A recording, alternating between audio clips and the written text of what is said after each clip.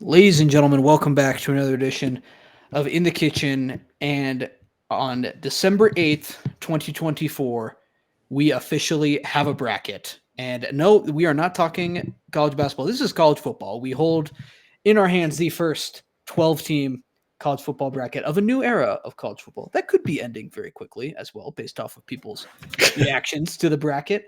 But this is what it is. We can't change anything about it. I have the 12 teams that will be playing in the first expanded playoff. And I'm going to be honest, I know people are upset about it. I could stare at this bracket for hours. I'm just imagining all of the great games, the crazy moments we're going to have, the home playoff games. I could just look at this for hours. This is like the Mona Lisa. This is Cafe at Night. This is Starry Night. A lot of paintings with the word night in it. I'm just Night, realizing yeah. now, but Wow. especially Van Gogh. Any daytime paintings for that guy? Uh, but this is, I'm excited about the playoff. I don't care what anyone says. You cannot make me unexcited about this playoff, guys. Um, Now, here's the thing.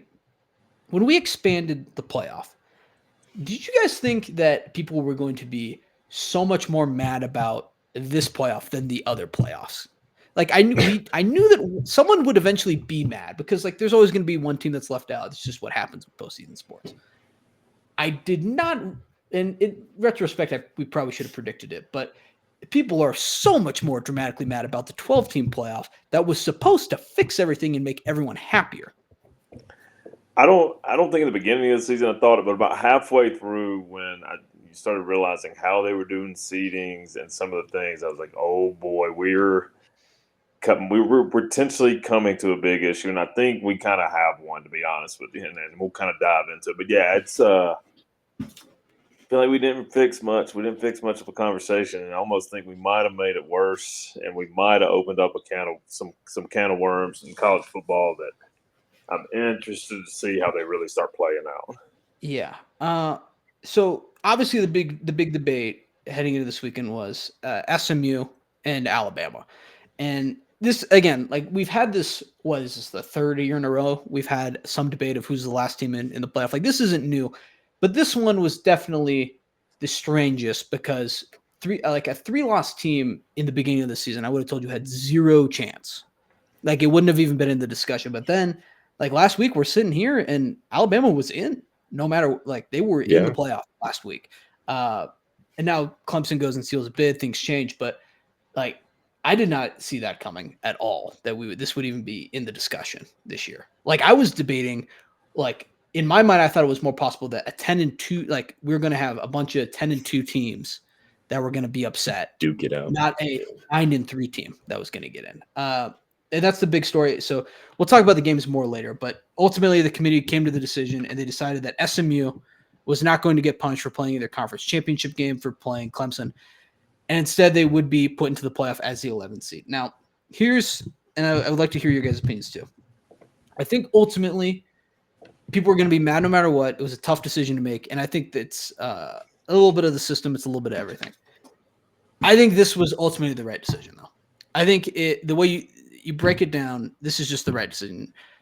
If like I think there were more consequences if you took Alabama instead of SMU. Like if you don't 100%. take SMU and you tell teams that they can't, that if they play in their conference championship and lose, that there's going to be a punishment. Like teams are going to start opting out of them. Teams are going to just stop playing in them.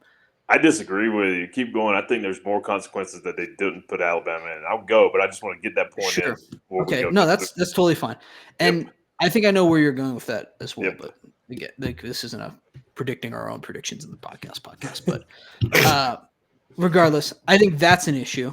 And the way I compared to teams in the past was like, okay, if we like I use like TCU for example, like TCU was undefeated, and they lost in their conference championship, and they didn't move, and it was the same Didn't move. situation. It was literally Alabama as well with that extra loss, and that Alabama team's resume was way better than this Alabama team's resume. Like their losses were like at LSU in overtime by one, and then who's the other one? Like I can't even. It was another like it wasn't a 6-6 team, but I think that It's like Tennessee. that out. Yeah, it was Tennessee. Thank you, Joey. It was at Tennessee. That team couldn't even jump in. How on earth was this Alabama team going to jump SMU, who lost by a field goal? in the last second of their conference championship game when Alabama was sitting at home. I think that's looking back on it, I was like, okay, yeah, that probably makes more sense. I also think the argument that everyone's making, and like Nick Saban's going up there. Nick Saban was hilarious today on ESPN because he's the whole time he's doing the whole. It's like not Ron Burgundy, Ricky Bobby thing where he's like, as long as I say with all due respect, I can say clears up whatever I can say. Want. Right? Because he kept on saying like, I don't want anyone to think I'm trashing the committee. I don't want anyone to think I'm disrespecting the committee or criticizing them. And then he would proceed to exclusively criticize the committee's decision. Like he'd be like, I'm not criticizing the committee, but whoever put together this playoff did a bad job is what he kept on saying over and over again. And the argument that I think he's making is just not the argument for Alabama. Like he kept on, him and Sankey and the AD at Alabama keep on saying over and over again, like, you know what, we're going to reconsider doing our out of conference schedule and making it easier. Like, hey man, no one is mad about your out of conference at all. All right. No one is mad that you beat Wisconsin. No one is mad that you beat Mercer. People are upset about your conference schedule that you lost to two teams that went 6-6 this year. We even forgave you when you lost the first one. Right? If you only lost to Vanderbilt, we would have put you in anyway. But then you got beat even worse by Oklahoma, who's also 6-6 now. Like, that's the problem we have. It has nothing to do with playing Mercer. It has nothing to do with playing South Florida. Like, that is not the issue. It is that you got beat by 2 6-6 teams that you are criticizing SMU for beating. Like, you can't go point fingers at SMU for playing bad soft teams. At least they beat them. Like, there are strong teams in the SEC, and you beat one of them. Like, Georgia is a strong team that can win a national title, and you beat them. But you lost to the teams in the SEC that just frankly aren't very good. Like, that is the issue. That's what people are mad about. And no one cares about you going and beating Wisconsin. That's not a problem.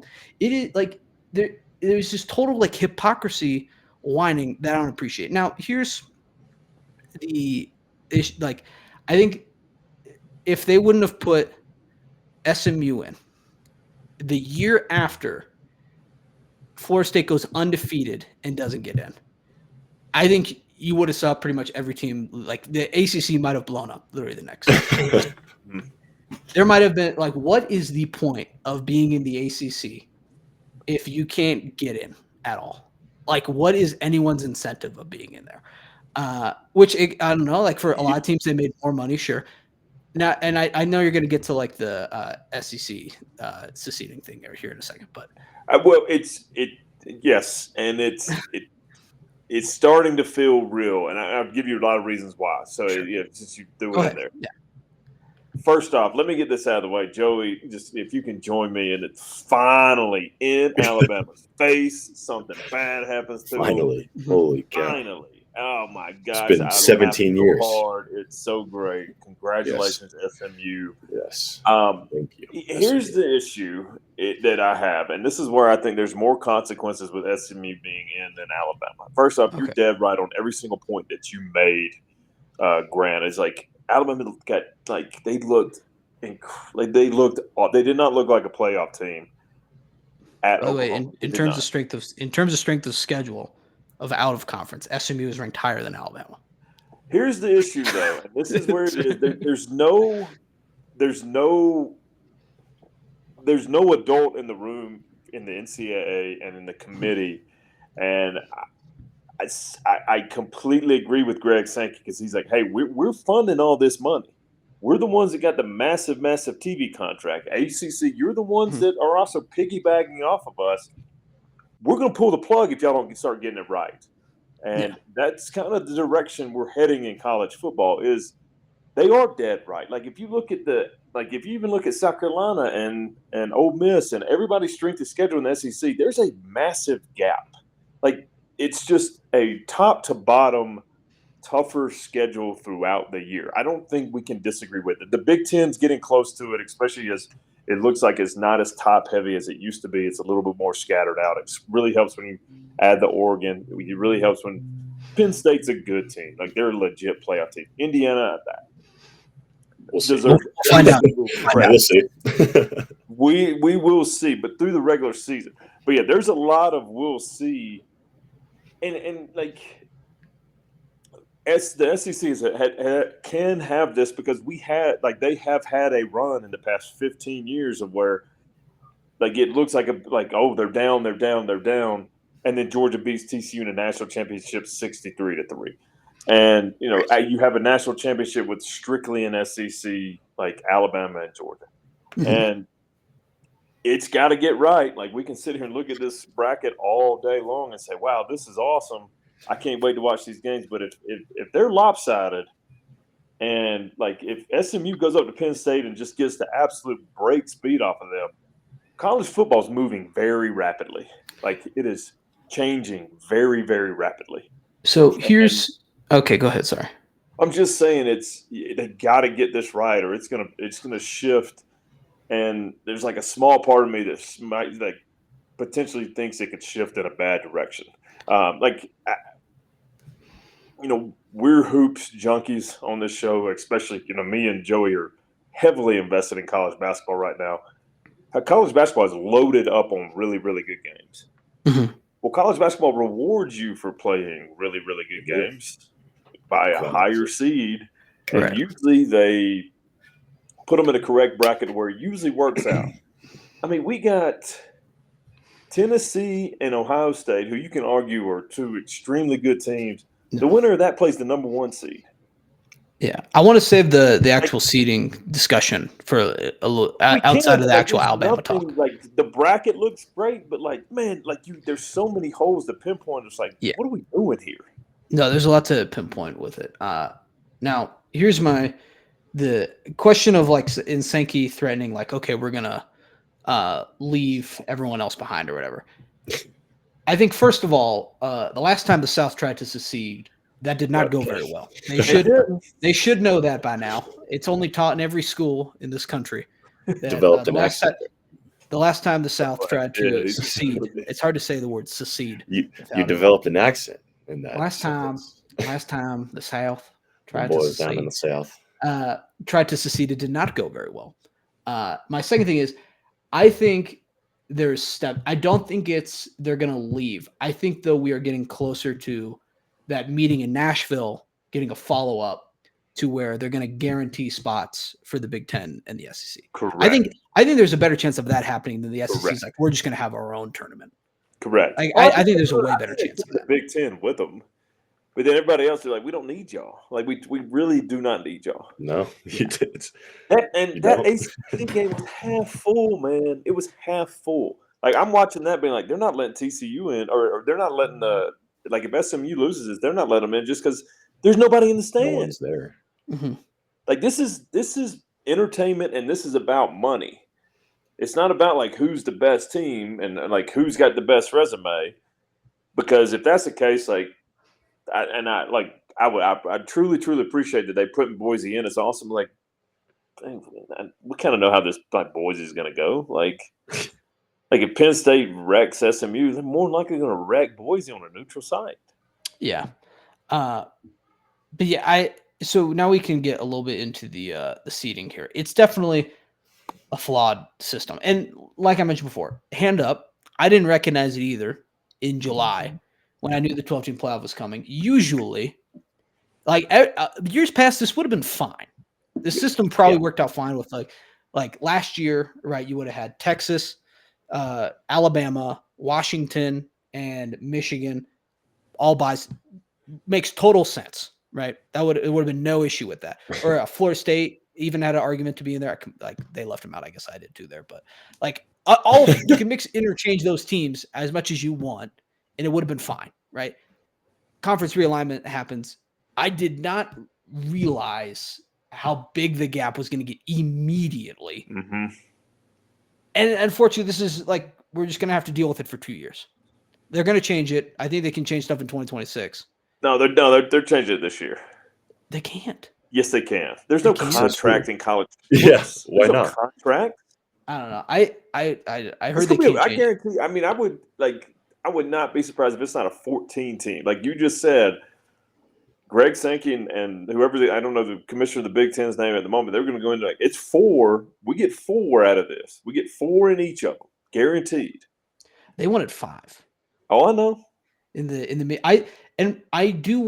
I I want it to be clear. I'm against that still, but I think they have to formulate the playoff in some Would it be the way. worst thing? Still, like I don't think anyone should have like the NCAA tournament has figured out where there's no guaranteed conference spots and it still works. Now, granted, it's a much bigger field. I don't know if they have to expand it or not. Like FCS, their playoff is fine. It's bigger, right? And there's no conference championship games, but there's no conference guarantees, and it works.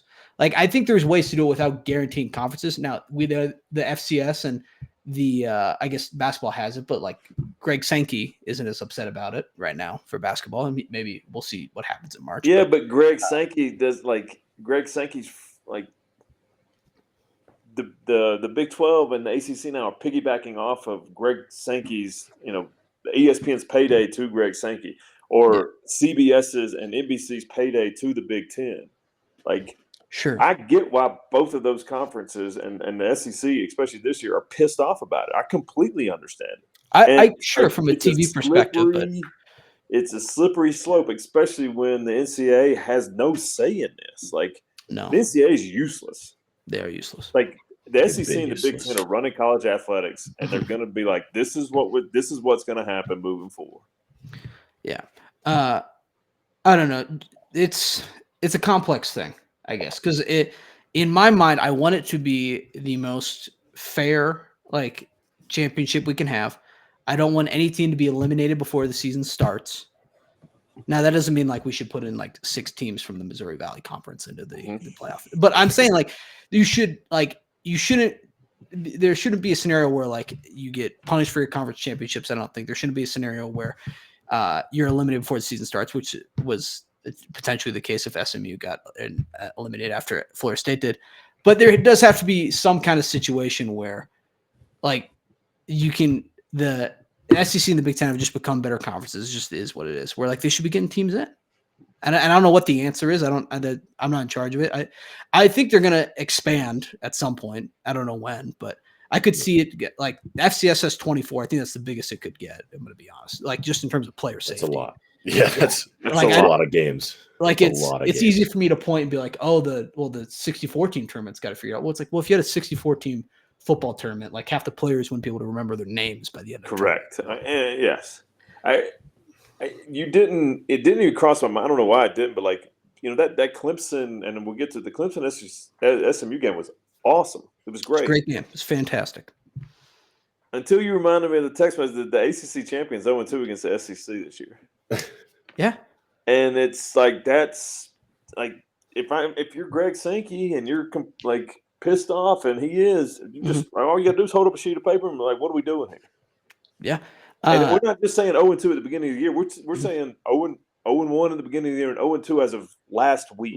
Yeah, they bookended their season with the SEC teams. Funny enough, I don't know what the answer is. I'm going to be honest. I think, like I said, I think they're going to expand at some point. I don't know when it'll be. I think they're going to get rid of the automatic buys because everyone had. I feel like everyone has the same opinion on this. Like whether or not you believe that SMU or Alabama should be in, I think everyone had the opinion that if you reworked the bracket to the seeding, like it's just the top 4 teams get the buys.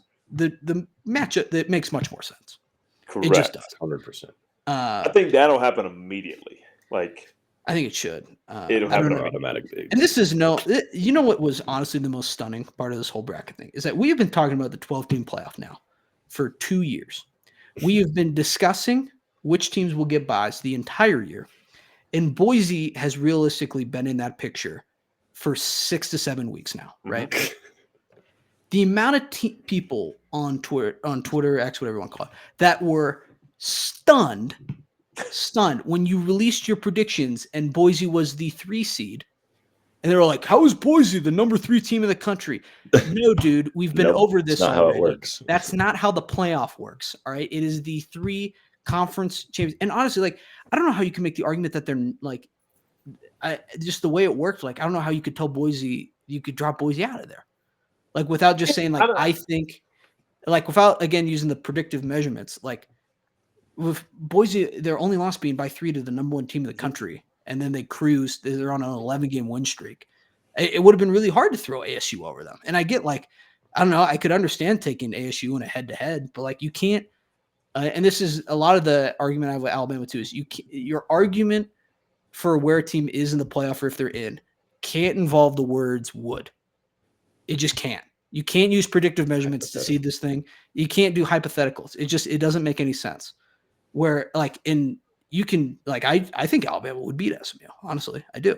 I think Arizona State would beat Boise. I think a lot of the teams could beat Boise, but I can't move them around or kick them out because something that hasn't happened or something they didn't do. 100% agree with you on that. I don't, like I said, it isn't so much the team. Like, I think, SMU has every right to be in there the way the system's set up. This isn't like Alabama does not have a great argument. But this is a down year for the SEC. When it's not a down year and there's, like, let's just say Auburn comes back. Let's just say, trying to think who, like, not to say Mississippi State would, but, like, Mississippi State usually hovers around mediocrity. Like, if the SEC, at some point you're going to run into a math issue. Like, only so many teams can have. And then that's when I'm saying, like, record-wise. Like, the teams that are getting – if you're spoiling this – oh, how did the Chiefs keep getting away with this? It bounced. That is ridiculous. I haven't got there yet. We got how Sunday do they night. Keep getting Sunday night football's happening right now, guys. They just. Did you see it, that Zach? is just. Oh my goodness! I'm gonna be sick to my stomach. You gotta be That kidding. How do they keep getting away with this? And they just won the AFC West. Great. What kind of sick? And now they're gonna. This is just the worst. What kind of sick crap is this? They Has can't Patrick keep. Mahomes ever lost the AFC West? No, I don't think he has. Or as the starter, no. I don't. As Does he have the the soul?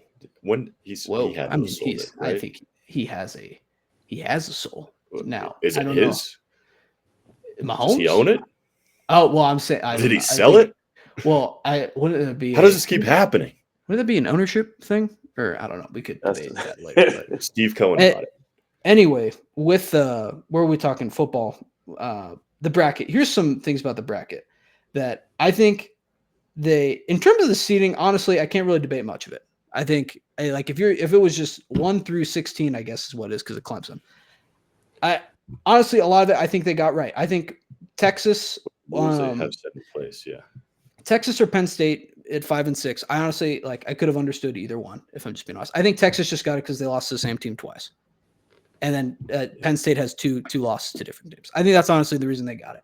Now, Notre Dame at 7, I think is important that they did. Some people were like Notre Dame should be 5, and I don't think 1, if you didn't get to your conference championship, you shouldn't be the 5 seed, and 2, if your 1 losses to NIU and everyone else's losses are the top 5 teams, then I don't know what your argument is. And also, I think them putting them at 7 is the committee saying get in a conference or this is the highest you're going to be.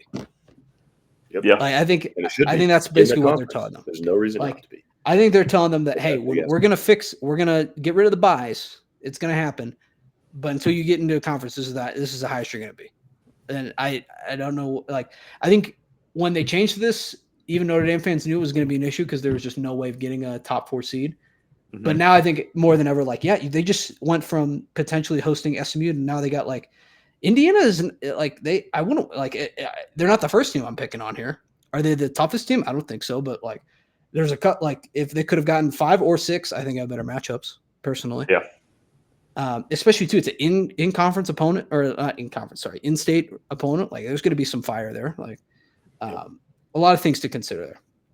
The one thing I don't understand. How is Clemson, who just beat SMU in the ACC championship, ranked behind SMU with a better ACC record? What was the point of that game then? What? It feels like they just heard the noise from last week about Alabama, and they were like, please SMU play well, please SMU play well, please SMU play well, and then when they play well, they were like, oh, thank gosh, now we'll just slide them in, and you just stick them in. They're in, and we'll figure it out from there. A lot of people assume that the 12 seed is reserved for a conference champion. It's not. Yeah. There's an extra spot. You could put anyone there.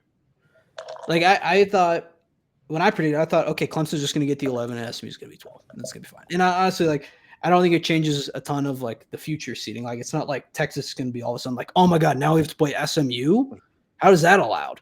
But I do think it's weird. It's I just don't it's the same as like BYU being ranked behind SMU at one point with the same record. Like, it's just, I think they do value head to head a little bit, but not as much as they should, in my opinion.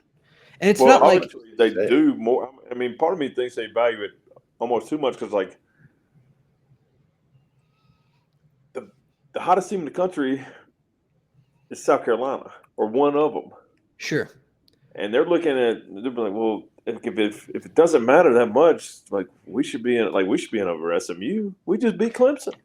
Well, Clemson's still, in terms of the rankings, and it doesn't matter just because of the way the buys work. But like Clemson, despite winning the ACC, is still ranked behind South Carolina in the actual like poll. Correct. And not in the AP, by the way, which is crazy. I don't know how they came to that. Like that, I don't know how they came to that conclusion, but like they did acknowledge like this is because of a buy is why you're here, which I think's fine. Like there's teams in like basketball that get beat in non-conference that end up getting the buying or getting the auto bid, and some teams don't. Like it just happens. Yeah. Do we want to talk about the games a little bit? I don't have any more bracket points. The Oregon kind of got screwed a little bit. Path wise. And again, I think and Georgia got kind of cupcake path. Yeah. Do you think? Well, I think Georgia's path is certainly easier than it could be. But how are you not thrilled if you're Penn State? You lost your conference championship, and your reward is SMU, and then you get to go play Boise on a neutral site. Now, I do like. Actually, here's something: the top 4 seeds, we do know where they're playing. Boise in the Fiesta just feels right. Some people were mad about it, like, oh, that should be Arizona State should be in the Fiesta. No. For one thing, I think Boise, just being the G5 representative after being the best G5 team for 20 years, just feels right. Like it feels like a rite of passage. Like, hey, this is like the Statue of Liberty. This is us like rewarding you for that, right? These awesome years, like you went like 36-1. They went for 3 years, like crazy. That's the reward. And putting them back in the Fiesta is like paying homage,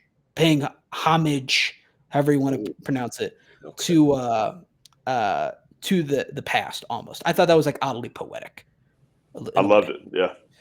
And then I don't know, the other ones, like I think Oregon in the Fiesta is not in the Fiesta, sorry, in the Rose Bowl seems right. Mm-hmm. Arizona, I don't even know. Like Georgia, I believe is in the Peach. Yep. Which I don't know if I love the home game, but it's kind of unavoidable with Atlanta. I feel like Atlanta hosts every single big game. So where's Arizona State playing at? I'm gonna guess Houston, maybe Dallas. Cotton Bowl. Probably, maybe. I don't know. I'd have to check it out. But here's the deal with this brings up with Oregon. Here's the issue: is that if this all goes chalk, Oregon is 13-0, the number 1 team in the country. Their reward, again, if the bracket goes chalk, is playing Ohio State again in the Rose Bowl, to then play Texas in Dallas, Texas, to then play Georgia in the national championship, which is in Atlanta. That is their reward for being number 1, the only undefeated team for winning the Big Ten championship. Their reward is exclusively road games. Like crazy. And again, like I don't know what the answer is until I don't think they're ever going to put the national championship in Minnesota in an indoor stadium. I just don't think it's ever going to happen. I don't think they're going to play it outside. I don't think they're going to risk it. I don't know what the answer is to that, but like I think until honestly, I think we're just going to run into this until like they schedule games outside the South. I don't think, and it's different than the NFL where I understand like the NFL, they can put it anywhere and it's Super Bowl, it's going to work. But college football is just more popular in the South. It's just the fact of it. So I can't tell them like, hey, go put it in Minnesota.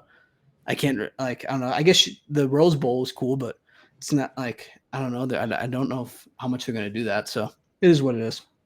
You guys want to talk the games? That was 30 minutes of seating. Joey, I feel like I didn't get to hear you at all. Do you want to say something? You want to sound off? You're an Alabama hater. Are you thrilled? I am thrilled. I am super excited that they did not make it. Finally, something bad has happened to them. It's been 5 years of luck and just watching them win. So, yeah, I don't know. It's you guys had some good points. I don't got anything to add really on there. I don't think. Okay, cool. Let's talk the Mountain West Championship Friday in Boise. I'm so proud of Boise. I'm going to be honest. That place was rocking. First of all, credit. It was cold. It's cold and snowy. And this is too. The G5s have hosted conference championships before. Both games on Friday night between Army and Boise hosting were incredible environments. Just stunning stuff from them in tough weather. Really impressed. But I'll be honest, Boise, this was like I was a little down on them after their games against San Jose State, Wyoming. I was like, are things kind of falling off? And then they showed up to this game, and I thought played potentially outside of like their loss to Oregon. I don't know if you can say that's their best, but like this is the best win they've had all season. Mhm. Like they looked like Took care of business. they look like a really, really good football team. Like I mean, I don't know if I'm gonna now all of a sudden pick them to win the national championship, but I think I'd give him a second of thought before making them 20-point underdogs, like a lot of people were gonna do. Like I thought their defense looked a lot better. Like UNLV had a crazy fast-paced offense that was giving a ton of teams trouble. They gave like Syracuse is like they're not the best Power 4 team, but it was working against other Power 4 teams. It worked well against Kansas. They were giving them a lot of trouble, and all of a sudden now, like it went to a absolute standstill for 3.5 quarters of this game against Boise. I thought this was a game Boise and Ashton Gentry just deserved. Like he had another great game, a 75-year-old just bomb. And yeah, they were the better football team, and they get rewarded by being in the playoff for being the better football team. And yeah, it was fun to watch. I love the games. You can tell how cold it is. We're literally like just steam coming, and then like that's awesome. They're like. They're breathing just the air so thick you can just see it all. Oh man, it was beautiful football. And I know it's like a little bit of reflection coming off that blue turf, but it was a great watch. Great watch on Friday night. Awesome. When I was a kid, you'd play college football on the Xbox or like 2K12 or whatever. Sure. I used to love playing at Boise. That blue field. It's eye popping. I'm not so sure I like it anymore. I don't. Oh, Joey. I don't know. That might be a bad take. See, maybe you're digging this a little deeper. I like Boise's blue field, right? I'll allow it. I'm totally fine with it. All the other colored ones I don't like though. Like I don't like Eastern Washington's red field. I don't like Eastern Michigan's gray. I think Coastal has like a teal. They have a kind of a different, an interesting color. I don't see Coastal as much as I see Boise, but like I do. Maybe I'm being a little hypocritical where I'm fine with Boise's, but I don't really love everyone else's. That's fair. I don't know. I heard the dye too is bad at some of the other stadiums. Like I heard the dye at Eastern Washington is bad. Like it's everywhere. It's all over you after the game. Where I don't know if people have that complaint about Boise. Yeah, I don't know. It was kind of cool with all the snow and everything, but I don't know. I'm not loving it as much as I used to. I'll say that. So you think Boise now should be the 12 seed just because of the color of their field? I thought it would have been funny if they were hosting a playoff game. God, that would have been cool. Georgia going and playing on a blue field in a playoff game. Well, this is where when Boise was on their run, right? Like 2009-ish, 2008, and they were like the number 3 team in the country. There's a game where they played in the Kibbe Dome. And it just looks so ridiculous that like the number 3 team in the country is playing in the Kibbe Dome. And it's awesome, like for just pure college football, like sicko stuff. But it would be super funny if Georgia would have to go to like Boise. Kirby would be pissed. I'll be honest, like the way Boise State's program is, like, let's say if they go 11-1 next year, like there's a non-zero chance that they would get a at large if they went undefeated next year. Yep. Or if they went 11, like let's say, well, if they lose the Mountain West, that would be the biggest issue. They wouldn't even get in. But like if they went 12-1 with another tough loss like this, I don't know. I'd have to figure out a way to do it. But like I'm saying that they could have a situation like Cincinnati. It took them 2 years to get into the 14 playoff. If they're good for like 3 years in a row, they could just be in the at-large situation as well. Sure. Especially if it expands.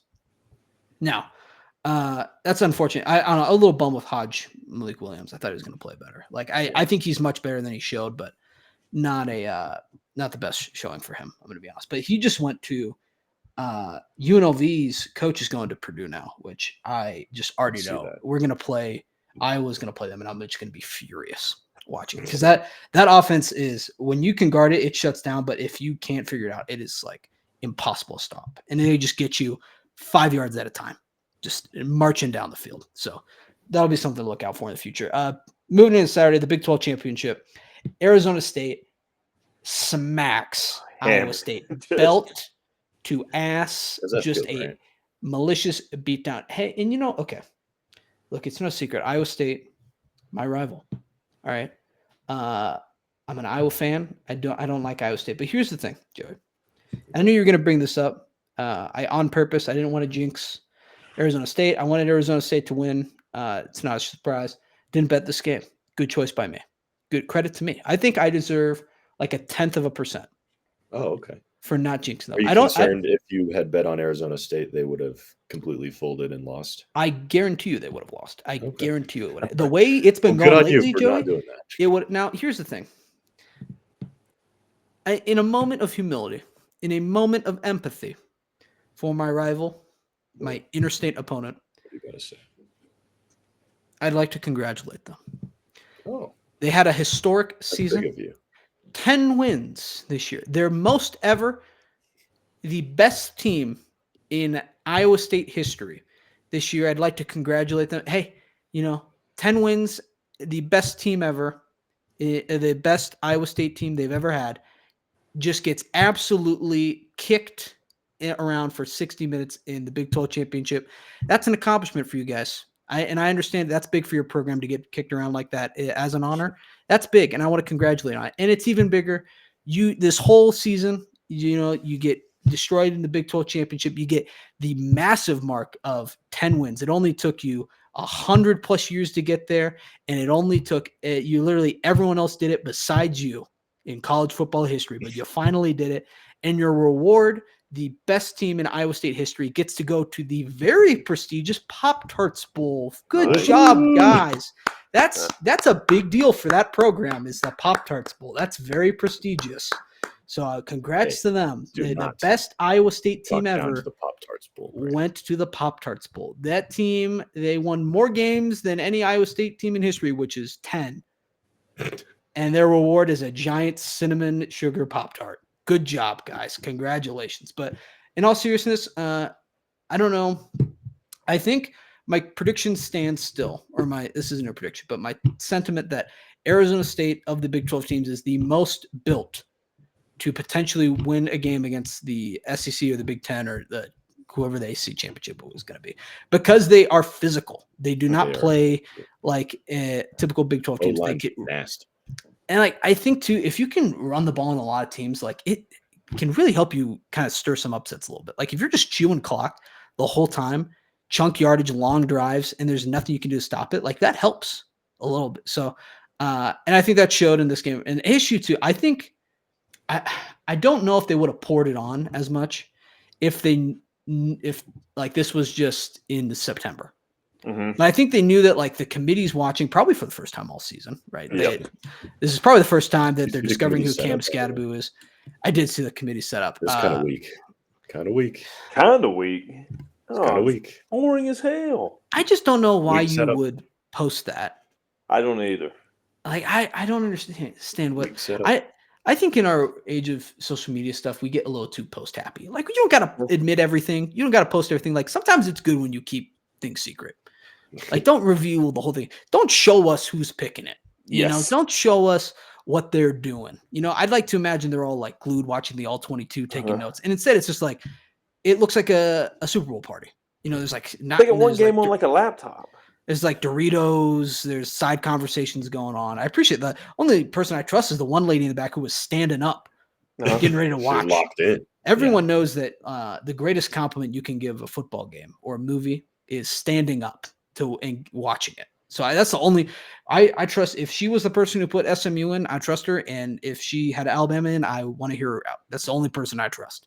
What were we talking about? Oh yeah, they smacked them.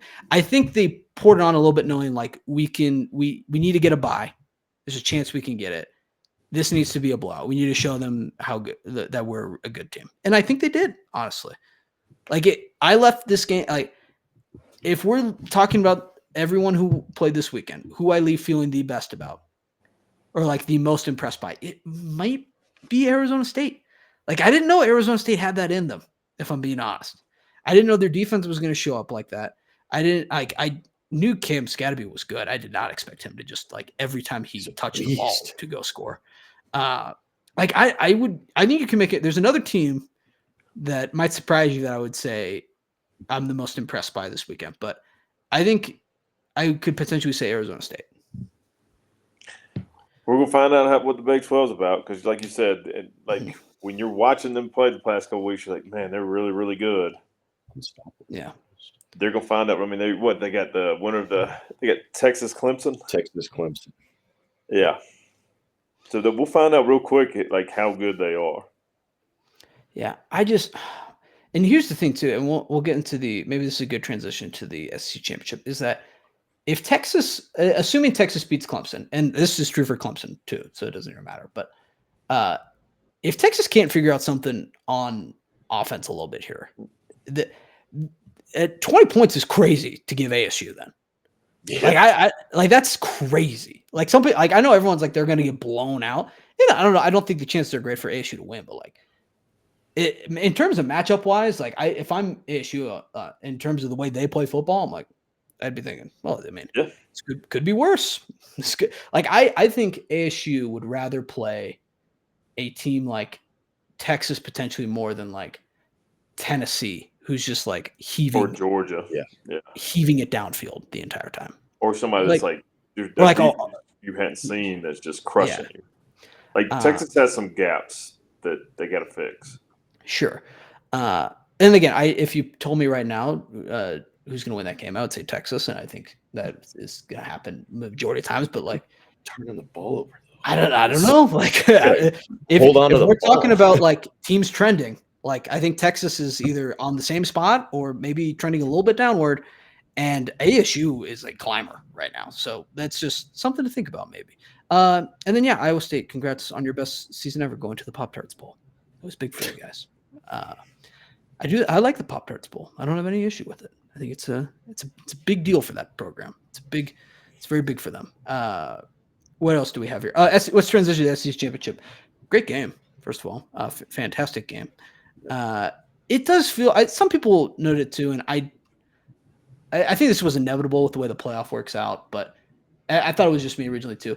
When it's both teams are guaranteed in this game had decided a playoff spot for I think the majority of pretty much every year, outside of a couple of years where like Georgia could have gotten in with a loss, but like both teams were in no matter what is the point of this.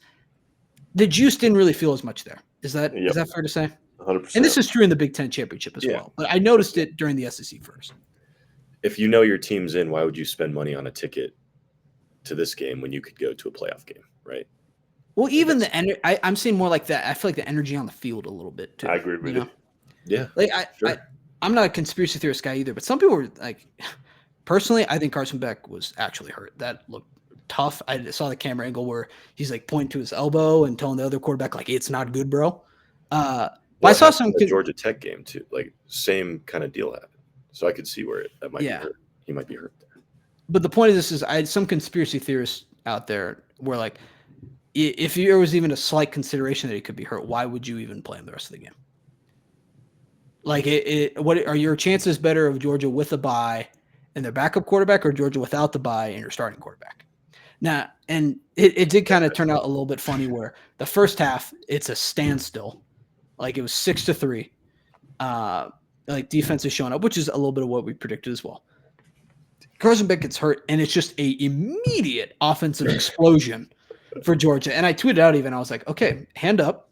When I picked Texas, I anticipated Carson Beck taking all of the snaps. Right? I did not factor in the Stockton kid, who's got a great football name, what is it? Stockton? Gunner, sorry, not John Stockton, the point guard, but that's Gunner Stockton is a great. I guess John Stockton kind of is too in a way, but Gunner Stockton is a fantastic SEC quarterback name. Just immediately, I'd never seen him throw the football before. Apparently, he was a 5-star, which is like I guess normal for Georgia as well. But like, I didn't need to see any film. You could have been like, oh, he's gonna probably sling a couple touchdowns, and he went out there and until that bad pick at the end, I thought he was doing borderline better than Carson. Yeah, he's playing great. You mentioned no energy. I thought at least Kirby had energy. He was out there playing defense He on was. the sideline there. He was doing his Shaka Smart impression. I didn't really. And some people are like, he's not on the field. He's in the white area. It's like, if it's so evident on the camera angle that he's either like not like if we even got to discuss it, I think you shouldn't be there. That's kind of my opinion. Like if we have to discuss whether or not or debate you're on the field, you're probably too close to the game. He's 5 yards from the play. Yeah, what's going on? Like on that one, he was literally. I wouldn't be He surprised. was in coverage. If the receiver also was like, "Oh, there's a defender behind me," and it's actually Kirby Smart. It's Kirby. He was in coverage. What movie is that where the coach just lays out that dude? Is that in Longest Yard? When was it? I don't know what it was. Longest Yard. But that's what. Yeah, Kirby was playing defense out there. I agree. And I'm sure, and it's Kirby's a fired up coach. It happens, but I get a holdback guy. Do something, dude. Get a leash. I don't know what your answer is. So this game though, it goes to overtime. Georgia ends up winning. Texas completely blew this game. There is absolutely no reason in my mind when I'm watching this game. The backup quarterback is in that Texas should not have gone in there and won this game. And I know they lost the first time, but situationally, like they get bailed out a second time after Quinn Ewers just like they have a chance to go drive, tie the game or win it. Quinn Ewers throws a awful pick. Like he throws to a dude standing still. And then luckily, they had a chance to milk a ton of clock and at least kick a field goal to force him to score a touchdown. Stockton, Gunner, whatever it is, he throws a bad pick, bails Texas out. And then Texas, they're driving, they're looking good, but then they stall out. They get a PI that bails them out, and then they get even closer and they can't move the ball again. Like it felt like Texas was getting put back into this game a million times, and as a Texas bettor, it felt like I was just trying to convince myself they were going to win this game, but every opportunity Georgia gave them, they just wouldn't take it. And this is where I do think Texas has some issues. The defense is a championship caliber defense. I think it's among the best. I think the offensive line is fantastic. They can run the ball super well. But there's ever since Quinn Ewers got hurt, there's something missing with the offense. I don't know what it is. And I think Gunnar Helm is a good tight end. I think the receivers are fine. But there's just something missing with Quinn Ewers. I don't know what it is. I'm not a QB guru, but you can't tell me that something's different ever since he got hurt. No, I completely agree with you.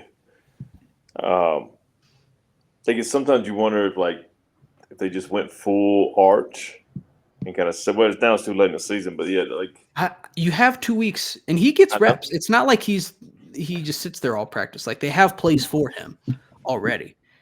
You have 2 weeks. Do you think there's any chance that I think they should and will add plays with them. Like when Arch goes in, we're running the ball.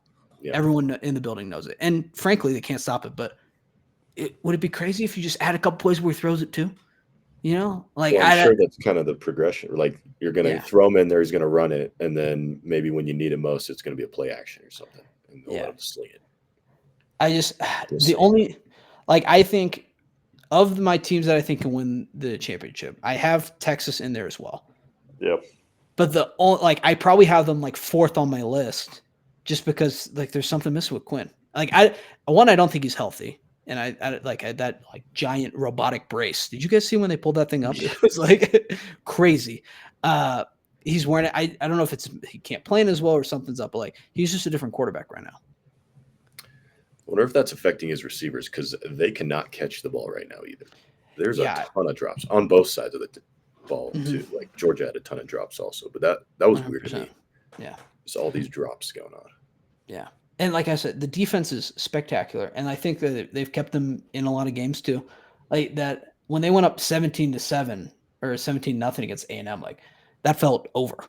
That the way the defense was racking there, and I don't think A&M's offense is that bad. So there's that. But I left this game. I think Georgia winning just kind of showed they're beating Texas twice in a row. I think is impressive, but I didn't leave stunningly impressed like I thought I was going to with either team. Because I think Georgia has some issues that we already knew about that I guess Texas didn't really give them the opportunity to show that they did anything differently. But I think both these teams are definitely national championship contenders. I just didn't leave completely blown away impressed, I guess.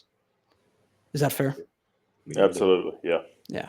And I'm not trying to be super biased, but like last year, Alabama, I left impressed. Like that was a dominant performance against Georgia. Great. Year before, Georgia dominates LSU. I leave impressed. Like I watched the SC, and like I mentioned too, where like I felt like it could just be because both teams were in. The Like there's fire just might different be things, gone. but yeah, I just don't know. Like it was just, it felt so different than it was a great product. Like I loved watching the game, but Well, it felt differently. Yeah. I mean, for most years, the SEC championship game's almost been a de facto like national championship game, and it was played like that. Which was did you guys follow like this JD Pickle or whatever on Twitter? He works at On3. I don't know. He seems like an S guy. I know he just had a kid, but he tweeted out, he's like, afterwards, he's like, wow, I just feel like I just watched the national championship after the SEC championship. And I was like, I can name 6 other better SEC championships we've recently seen, JD. Like what? Watch a better game that night. Did he not stay up for the Oregon Penn State game? I don't know. I'm assuming he did. It's his job. He should have. Yeah. But I was like, dude, like, come on, man. Like, I know you don't believe that. Like, what are we like? I know everyone in the world is trying to get Alabama in this thing tomorrow, but like, this game doesn't affect it. Like, we don't got to do that. Let's talk about ACC championship. Fantastic game. Clemson ends up beating SMU. I will say this game. I don't know if I feel like the SEC historically has really not liked. The Clemson is single-handedly responsible for not like outside of Ohio State and Michigan, like the SEC sweeping a whole decade of championships. So I feel like I don't know if the SEC exactly doesn't like Clemson, but like this one, I think they went from we kind of have to root for Clemson to blow out SMU, or SMU has to win. And they got literally, I think, the one perfect scenario where it's like you really can't leave SMU out. Yeah. And here's my thing too, is that Clemson as a whole, I know they got blown out by Georgia. They get embarrassed against Louisville and then lose to South Carolina. Us Clemson investors are reaping the rewards of it still. Look who's still made it to the playoff anyway. Do I think they're going to win the whole thing? No, I don't. I think they're a very flawed team, but ultimately, they did only lose one game in the ACC. Like people keep forgetting that, and the defense is solid. They just got to figure out the offense is something does not work, and I don't know. I think Klubnik. Sometimes it does. I can't even jump on Klubnik either because, and this is Clemson's issues. The first half of all the games that they lose, or even this game, is fantastic. Like it's 3-0 against Georgia at halftime. Like obviously you don't want to score 0 points, but defense standing on their head, playing great. And then it's 34-3 at the end of the game versus Georgia. What happened? Against South Carolina, you're tied at halftime, and then you blow it in the second half. What happened? Cade Klubnik, I think, had nearly 200 yards in the first half versus South Carolina. People are tweeting out Heisman, is he back in the conversation? And they end up losing because of Cade Klubnik having a terrible pass. This game, you're up 17. You're like the first 2 possessions. I don't know if Clemson scored 14 points in 3 minutes. Mm-hmm. Like I don't know if it could have gone any better. And then I'm sitting here at the end of the game, and I'm like, oh my God, Clemson's going to lose. Like this is a meltdown of meltdowns. I don't know how this is even happening. And granted, I think SMU showed that they're not bad at all. Yeah. Like I think they showed up. I think their quarterback, what is his last name? Is it Jennings? He's a experience, just to say the least.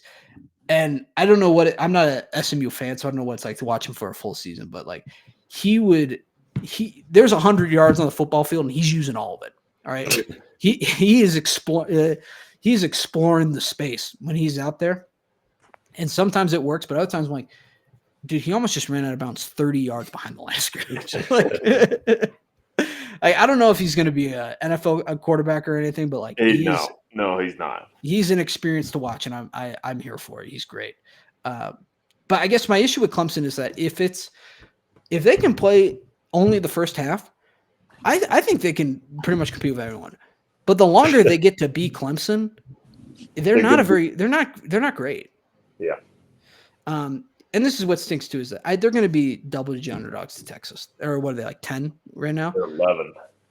I already know I'm going to have to bet Clemson, and it's going to stink, and it's going to suck, and they're going to be in it in the first half. They're going to be down like probably a field goal at halftime, and it's gonna be like, wow, Dabo, does he still got it? And then we're gonna look up at the end of the game, and it's gonna be like 25-7, or some weird score you didn't even know was possible. And it's like, how did this even happen? Maybe just take Like, the first half. I can't Right? believe I believe in Clemson. So Just go the first half spread. they're just such a weird team too, because they're not bad. They're not a bad football team. They're definitely not great like they used to be. Yeah. But they're just as much as they are good, sometimes they are just not very, like, they're just, and that they replace it with just some bad football at the same time too. You're kind of summing up the playoff issue as a whole. Is like, yeah, they won the ACC to get in, but like that's not a team that's won a national championship. I do think it is, as much as we give Dabo crap, I do think it is impressive that in the NIL and transfer world that he still has won the ACC without engaging in any of it. Yeah. I think it's a tip of the cap to him as a developer and recruiter. But I think it shows too, like, this is probably the best it's going to be, like, and it's probably going to get worse at some point. Like, you're going to have to buy into it at some Credit point. for winning a terrible ACC this year. I know, and Like, I can't agree with you on that, man. Like, well, I disagree with I saw some Clemson fans before the game were like, I think it would be better if we lost. And it's like, I don't think that's ever true. I think if you can get into the playoff, you take it. But their argument was like, We just want if Dabo we gone. lose, it helps us prove to Dabo that we need to use the portal yeah, more, which I think is true. But I think there's better ways to prove that than saying we don't want to win our conference championship. Like, I think that's crazy. I think what you just said about him is perfect. It's like, this doesn't help him.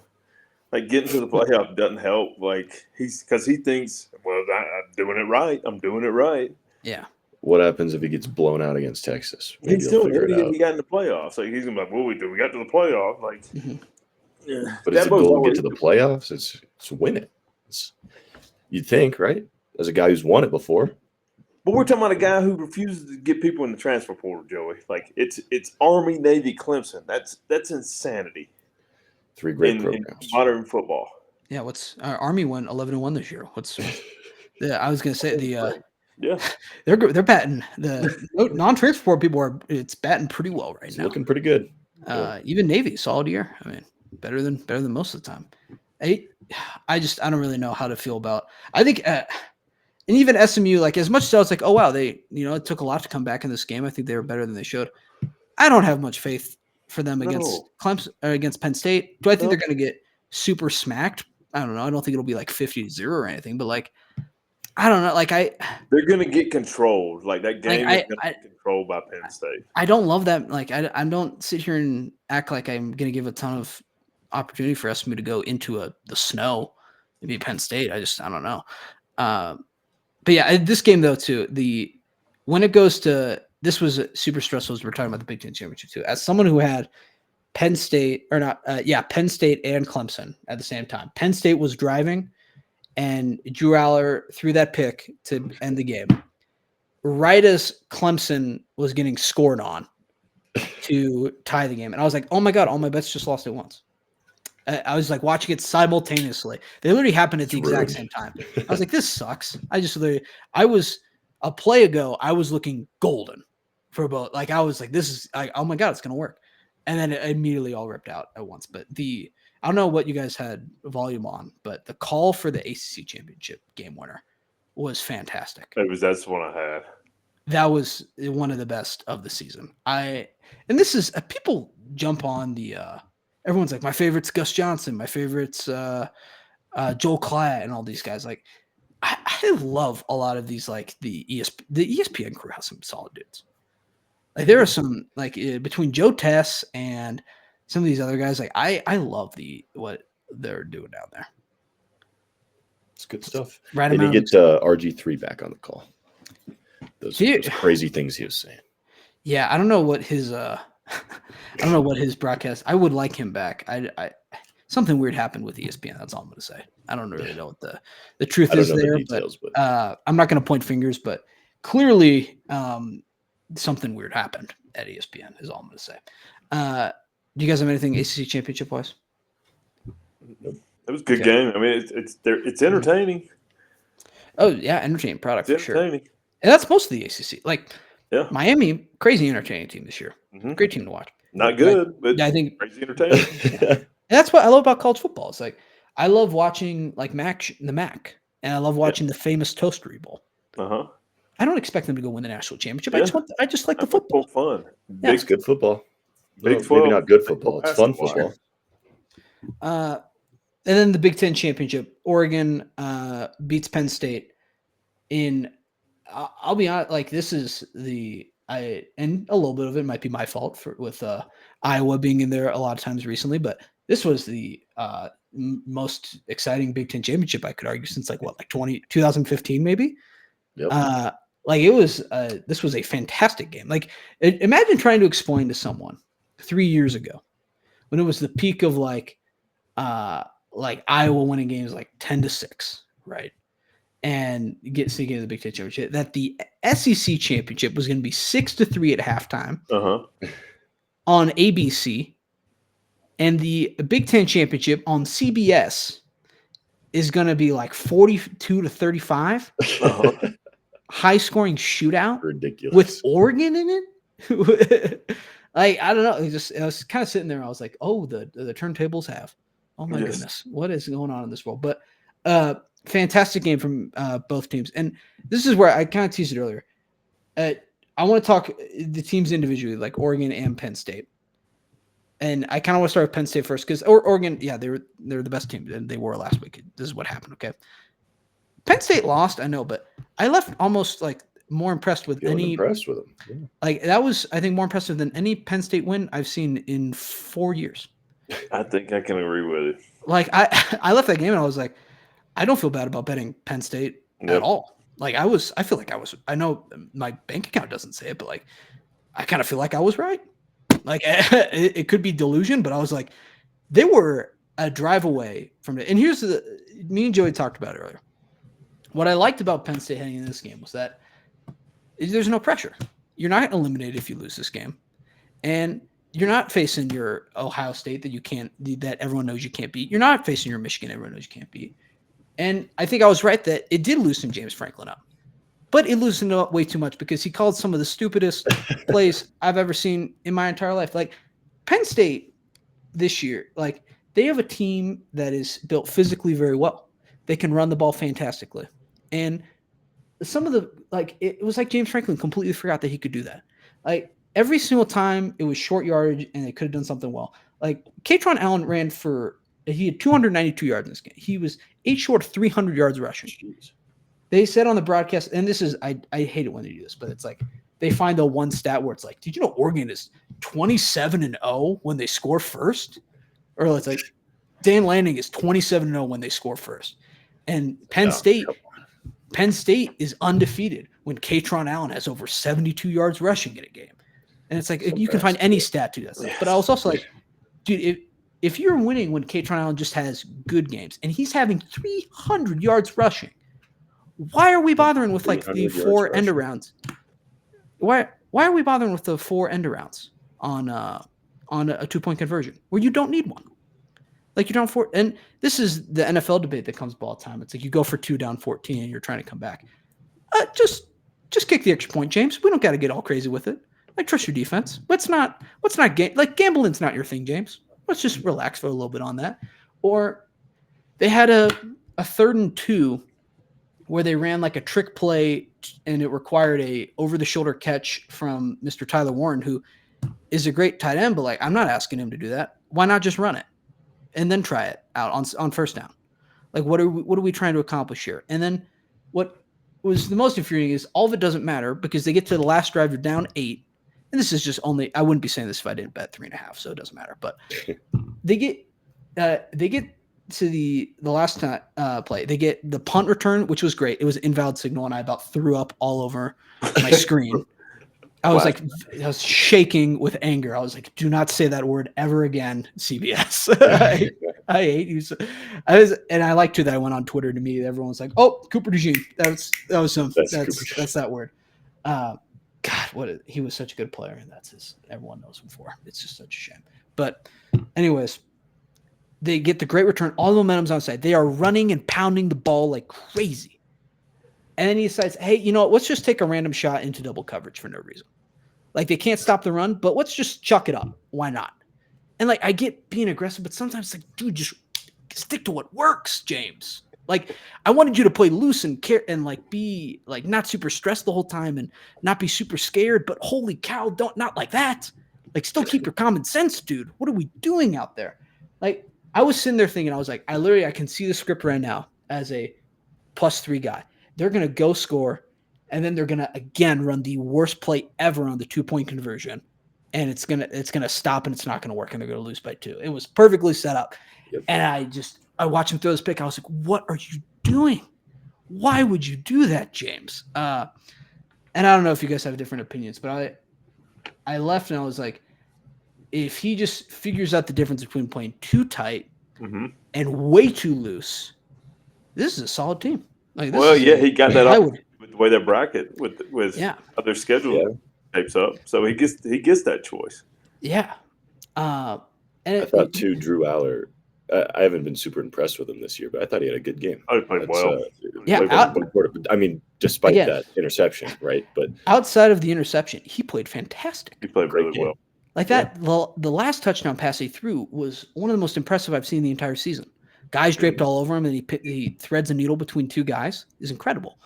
No, I don't think it was good enough that I'd trust let's just chuck it downfield into double coverage. But and I think the issue with Penn State and why I still don't think they're going to win the whole thing is that, like, when you watch a team like Oregon, they have dudes like Tez Johnson out there, and then I can't remember the tight end's name, but he was fantastic too.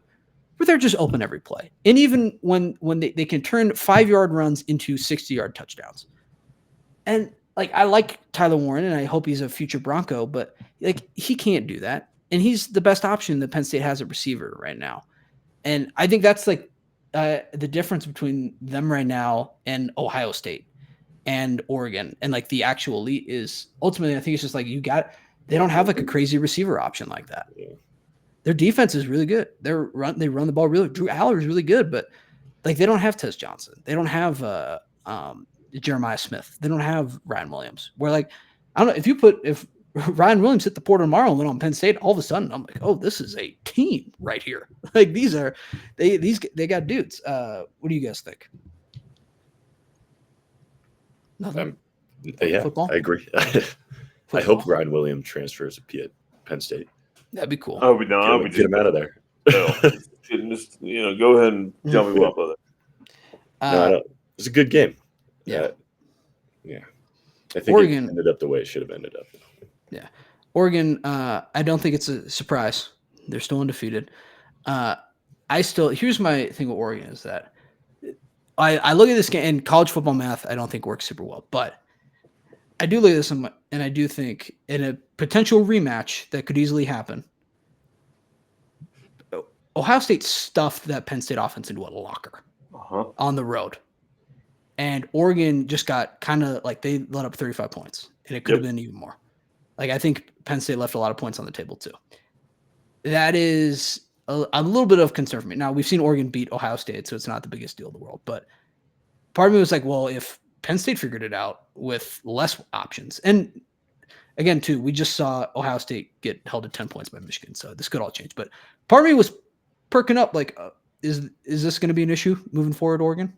Yeah, I thought that was the one concern I did have was that defense potentially getting exposed a little bit. Yeah. Now, it doesn't matter if you score 70 points. Right. Like, I think Oregon, like, this game was a shootout, and I think Oregon's totally fine in a shootout. Where I don't think Penn State wants that, but like I think it's going to take 45 points to beat Oregon. You got to be careful too. Like, you've seen kind of the plan. If you can run the ball, that's how you, like, Ashton Jeanty had 3 touchdowns against these guys. Yeah. It seems like the formula is there, and if you're running the ball, you're going to have the ball longer, not give them enough time maybe to come back. So I don't know. I do think. Was this enough to get Dylan Gabriel to the Heisman ceremony? I don't know. Yeah. I mean, it's a 13-0 football team, and he's the quarterback. Like, I think he's going to go. I think he will too. I'm not leaving thinking. And look, like 13-0 is impressive. Like, I think Dylan Gabriel is a really good quarterback.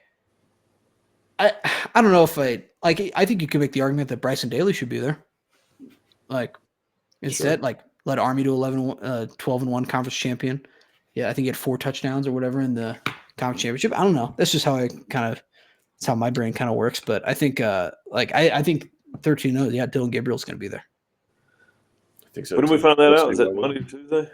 That's next weekend, isn't it? Isn't it Saturday? Saturday, yeah. Yeah. Which I don't know. I think Travis has it wrapped up anyway. I think it's Travis or GT are really the only two even in the discussion. They got to invite more people. But like, if they only invited 2, I wouldn't blame them. Yeah. Like, it's just how it is. And part of me thinks too, if Oregon, like, he's like Dylan Gabriel didn't do anything wrong, but he also, like, I don't know what his stat line had to be to, like, what, did he just have to score more against Idaho is what it was? Like, I don't know what. It's a weird situation because, like, yeah, I can't really point out, like, yeah, he's like, if you told me in the preseason that Oregon goes undefeated, 13-0, and they pretty much dominate the whole season, I'd be like, yeah, Dylan Gabriel probably won the Heisman that year. But now I'm like, I'm not even considering him to win it. It's kind of weird. I don't know. I feel like are we just missing something, or what is it? I don't know. I think there's 2 other outstanding really players. good quarterback for that system. I don't know if he's Sure. a really good quarterback, if that makes sense. Like he's not like Heisman. an outlier, an outstanding. Correct. Like Yes, he's getting the job done. He's doing a great job, but I don't know if he's going above and beyond, like Cam Ward was doing in Miami, correct. right? Like Sure. he's making all the plays. The system works really well, and they're winning, and he's scoring a lot of points. But I don't know if it's all him. I think you're Cam Ward. Like you can take Cam Ward off of Miami. They're terrible. Yeah, Mhm. Like Cam Ward is Miami. You can there's a handful of people you can probably plug in for Dylan Gabriel and Oregon's still kind of cruising along. Now he fits perfectly for that. Mhm. Yep. So I'm sure they don't want to, but yeah, like Joey said, I don't think he's an outlier to get a Heisman invite. Yeah, outliers like Cam Ward, who finished second in the ACC in passing yards. It's too weird. That's right. You got that. I still can't believe when they threw up that graphic at halftime. I was like, "Is that real? Are you kidding?" That's hilarious. If you would have asked me how, like, this is my dumb brain too. Like, if you would have asked me how many passing yards Cam Ward has, I would have said 5,000 yards. Like, I would have been like, yeah, he could have 6,000 yards this year. Sure, why not? I just had no range of, like, you could give me any answer here. Who's the most, like, Tez Johnson, I think, was the most impressive player for Oregon, but they're running backs, both of them on Oregon. I don't know. They obviously did at some point, but at the beginning of that game, especially, it felt like Penn State was just never going to stop them. Like every single play was 8 yards, 15 yards. Impressive stuff. Was it James, right? Jennings, or what's the running back's last name? There's 2 of them. It's like Whittington is, I believe, the backup running back. And then this is such a shame. He did such a good job. And I'm like, oh, I don't even know his name. But yeah, it is James. Thank you. It's Jordan James. I really, what I wanted to say was Bucky Irving did a great job in this game. Bucky Irving did a great job for the Tampa Bay Buccaneers earlier today. He did do a great job. But yeah, I thought in this game he showed up and people were kind of jumping down his throat earlier in the season people were like, he's not showing up or whatever.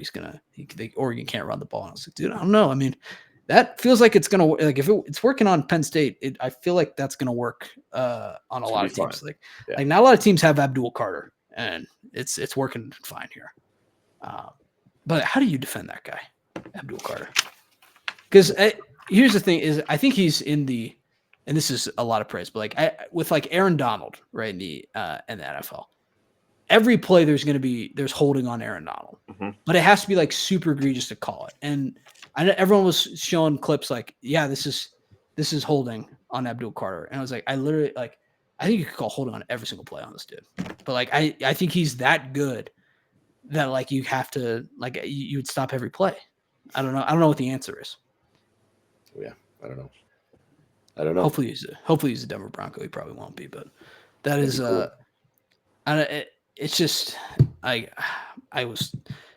still can't believe, like, it's just I don't want to make this all like Penn State didn't win, and I feel like I'm making this all about Penn State, and I don't even like Penn State really, But man, they kind of did win. To be honest. Like Yeah, if I'm a Penn State fan this whole you were weekend, very like, happy today, I'm feeling just fine. especially right now. Like, Yeah. maybe hurting a little bit this morning, but after that bracket came up, you were like, "Huh." Like, hey, Yeah, that bracket's favorable. I've been in the Big Ten championship twice. My team's lost 26-0 and 42-3. I would have done anything for 35-43 and then getting still into the playoff. So I don't know. I think the CBS is fine. I don't the Big Ten feels championship on wrong. CBS. Yeah, wrong. no, it It's does, a little man. it's a little strange, I will It say. needs to be flipped. It needs to Yep. SEC Go needs to back. Just go back. Keep the deals. Just go back. Well, I don't know if you would have liked I don't know if you had the audio on for the Big Ten, but there was a moment where they were talking about during the game. And he was like, I don't want to say this is better than the SEC championships I called, but this game's pretty good. Like I was like, oh no. Okay. I'm gonna All right. I was like, I saw it, I was like, they're lucky I don't know how to use my phone better because I would clip this and send it to Joey right away. Like this paired with when they were doing the Cyhawk game and they showed the Cyhawk trophy and they're like, in Iowa, the Cyhawk just means more on CBS. And I was like, I'm sending this to Mr. Joey Bush right away. I saw a stat. It was since 2014, Mhm. Big Ten champion came from Big Ten West or Pac-12 North. That's it. Yeah. I There's stand by. no I don't think it is Big Ten East teams that have won in the last 10 years. Well, Wisconsin beat it was Legends and Leaders. 2014, I think. It was Legends. It was Legend. We had the Legends and Leaders divisions before we had East and West. That was Like, a disaster. Wisconsin, didn't Wisconsin beat Nebraska like 70-15 or something in one of the games? Oh, jeez. Like Russell Wilson, I want to say Russell Wilson at Wisconsin scored 70 points in the Big Ten championship. Like one of the first ones. See that? It was just a blowout. But I stand by. I don't think it was a East-West issue. I think it was a Ohio State, Michigan, everyone else issue. But that could be argued a million times over. But yeah, I mean, Oregon. First year, I was really like they couldn't have done any better in the Big Ten. ASU first year. Do we want to save this for first? Do you want to save this for Old Takes Exposed on here? Yeah, we could save that. Well, because I'm just gonna say it anyway because we're here already. Texas. I think I was wrong and right on I think teams moving into new conferences will struggle a little bit because like on one hand you have USC who just missed a bowl game. Oklahoma. You have Oklahoma's. You have even like Cal, are not the best showing, if I'm being honest, but like they made a bowl game. But then you also have SMU and you have Oregon and Arizona State.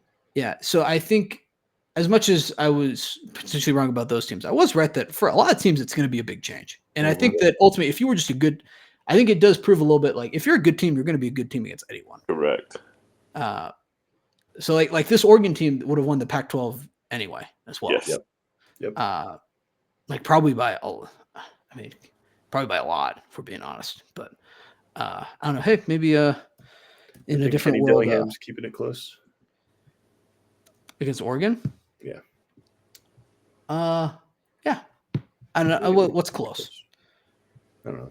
I think the spread would be like Oregon minus 16, 17 maybe. I was going to say 2 scores. Yeah.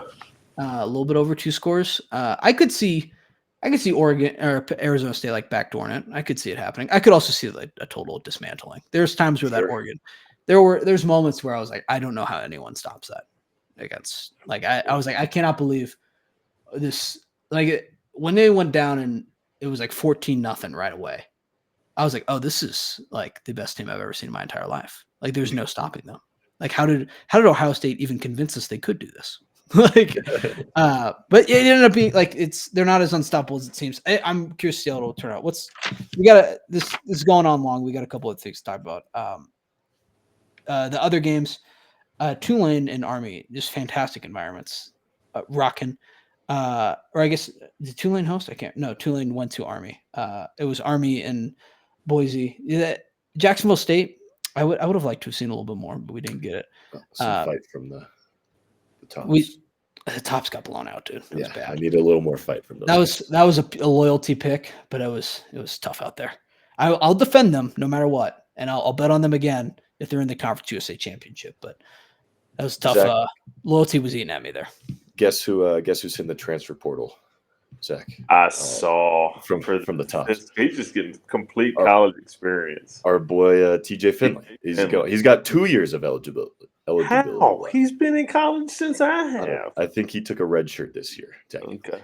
Yeah, I don't know. Going to his fifth school.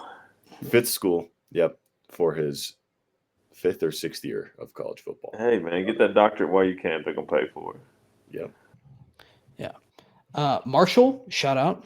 Conference Sun Belt champs dominated ULL. Looked really good. I love their quarterback, Braylon Braxton. He was fantastic the past few weeks. And then Ohio winning the MAC for the first time since '68. Dominant fashion. Timothy Chalamet on point with that pick. What did you guys think? I didn't realize he was a college football fan. Like he went on. Someone pulled up a clip of. He went on like Jimmy Kimmel, and he was just talking about. He was like, "Yeah, I'm a really big Bill Simmons fan." I was like, "What? Whoa. Where was this?" Like he was like, "Yeah, I love Simmons and Rosillo." It's like, "Are you serious, Timothy Chalamet?" I was like, did someone pay you to say that, or I don't know. Fan, I was like, "Am I falling in love with Mr. Chalamet right now? Oh, yeah. Handsome and loves ball. What's happening out here?" I wonder if it was the McConaughey influence. I don't know, dude. Interstellar. Interstellar. I feel like McConaughey and Bill Simmons would not get along at all. No. I don't think those guys. I'm sure. Well, Bill Simmons is a movie guy, so I'm sure he likes McConaughey. But I feel like McConaughey wouldn't like Bill Simmons. Is that fair? Sure. I thought that went way better than I thought it was going to go, though. Some of them I was like, okay, he's forcing the stats down our throat. But like when he was pulling out like the 80s references on SMU, I was like, oh shoot, okay, let's go, let's get it, Timothy. He knew his ball. Yeah. Like he follows 42 people on Twitter, and among them are like the Ringer, Bill Simmons, like just and a bunch of other Ringer people. Like he's just grinding the. I guess while he's filming Wonka, he's just grinding the rewatchables. He's on Dune. He's like, hold on, Dune. I gotta take a break from method acting to do the NBA Over Unders podcast with Solo. And I was like, I'm listening to I was checking out some Rosillo yesterday. I saw he was doing the thing with McShay. He's going live. I was like, is Timothy Chalamet watching this right now? I was like, is he just a big fan? I don't know how I felt about it. Did you guys like the Chalamet? Yeah. I thought he did a great job. I'm rolling. I love it. He knew his ball and had some good picks. So he did better than Dude Perfect.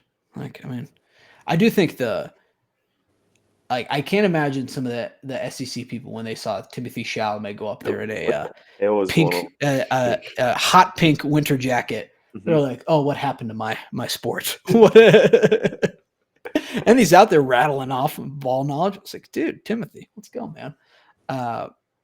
Yeah, I was impressed. And then last thing I had, you guys can mention anything you want, but Scott Frost to UCF. I laughed so hard. Perfect. So good. Here's a couple of scenarios. This is the funniest thing that could ever happen. And you tell me which one you think's funnier. Either is it funnier if he just absolutely tanks UCF again, or if he leads them to a national championship? Leads them to a national championship. Yeah, national championship for sure. That's the funnier. Yeah. Well, I don't know. Like in Nebraska, seriously, I don't know what their program's going to do if he just takes them to glory right away. That's the funny part about it. I really don't know I don't even know what the answer could be at that point. Like if he can, it would be truly undeniable that there's a major issue. Uh-huh. Not that there isn't, but like right now you can be like, okay, we just got the wrong guys. Matt Rule maybe can make it work. But like if Scott Frost does like Signetti and they're like 11-1 in their first year, there's going to be some questions being asked. Going to be a lot of looking in the mirror. I thought this was fake. I'm going to be honest. I thought it was a burner account tweeting. I had to refresh it multiple times, check multiple sources to believe it. Which sometimes I don't. I think a lot of programs are scared to do this a little bit, but I do think sometimes like if you mess up, like just see if the coach wants to come back. Yeah. I don't know. Well, hey, let's run it back. You don't have a Yeah. job. We need somebody. Let's just see if this works. Like I don't like. What if let's say they want to get rid of Matt Rule? Like I don't know. Is Bo Pelini enjoying just hanging out that much? Like just call him up. I don't know. When everyone's like, Urban, I don't think wants to coach anymore, but make him say no. Ohio State, I don't know. Like Florida, yeah. All right. Yeah, just keep doing what you're I don't think Florida's doing that. I don't think Florida would have him back. Ohio No. State, maybe they ain't shot in hell. Florida's doing it. Yeah. But that's how I kind of felt about it. Like, if you're USC right now, you don't like Lincoln Riley too much. It's like, Coach O, how's the beach, man? We got beaches Want here. to run it back for another year or two? Like, I don't like. There's worse ideas out there. Like, all I'm saying is, if UCF is in the playoff in the next 2 years because of Scott Frost, I think you're going to see a couple other programs be like, hey, maybe we broke up the first time. I was in a different spot. You were in a different spot. I was focused on my career too much. I'm much more settled now. Let's just grab a drink. Let's grab dinner. You know, I've Bring changed. back Gus, Zach. No, No. I love We're Gus. doing But no, we're not doing that. Yeah. No, let's bring back. Let's bring back Brian Harson. No. Joey, did you bring trivia? Or do you guys got anything else, or do you want to do trivia? No, I'm good. Joey, Zach, can you tell me in college football history who's had the most receiving yards in a single Division I football game? this is going to be some dude from like Southern Miss. Yeah, I was about to say it's on a Tuesday had 750 yards. I mean, the answer I want to give is Randy Moss, but I know it's not right. It's not Randy Moss. I wanted. Is he okay? By the way, It hasn't really said what it is. Yeah, I don't know. I saw like a mild tweet about that, and I was like, oh, they're just making this more than it is. And then now he's like, I'm stepping away for a while. He's posting his own videos. Like, he said he needs the prayer warriors. Like, I'm like, Randy, blink twice if you need serious help, man. Oh my goodness. I didn't mean to interrupt the question. I'm sorry. No, that's all right. Is it Michael Crabtree? It is not. I like Okay. that guess though. Is it okay? Is it pre or post 2000? Pre. Uh, Close though. Close. Okay. Late 90s. Okay. Is it on like what, Tennessee or Nebraska? It's a current Conference USA team. Oh shoot! Do you know who You it know is? it, though? Zach? No. Oh. So it's not, Oh, he said, "Yep." Like, oh, and yeah, it's no idea. and it's not Randy Moss. It's not Randy Moss. My goodness, I'm not going to get this right. It's Troy Edwards, Okay. Louisiana Tech. Oh, all right. Yeah. He See, had, like, it's 500 close. yards I or mean, something. Southern Miss almost. I mean, could have. Yeah. It just would have been too easy if you were like it was Jackson Smith Najigba in the Rose Bowl, but He was like third, I think. that does not surprise me On at the all. list, That yeah. was one of the greatest receiver performances I've ever witnessed. That in was my entire insane. life. Yeah. Grant, can you tell me who has the record for the most rushing yards in a single Division I college football game? I feel like it would be foolish not to guess Barry Sanders. That's what I was going to say.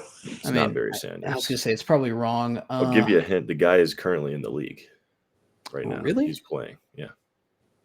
Okay. It's not. Is it Saquon? It's not safe. Jonathan Taylor. No. Ooh. Good guess though. Does that count as technically playing? Yeah, he's Is it I want to say Kamara, but I don't think it's Kamara. Yeah. a Who is it? former Power five? Bronco. Really? Yeah. Power If you, five. if you tell me what's his name, Peyton or whatever from Colorado, No. I'm gonna Phil lose. Lindsay. Philip Lindsay. Sorry. Former Bronco. See. Recent Bronco. Melvin Gordon. No. Oh, It's a good guess though. I would say he's not like a 600 yard a game guy. Is it okay? Give me a conference. It would have been Big 12. Okay, it's probably what, like Texas maybe, or is it Bijan? No. Oh, okay. All right, I'm not gonna get it then. You tell me. Samonje Perine. Really? How much did he have?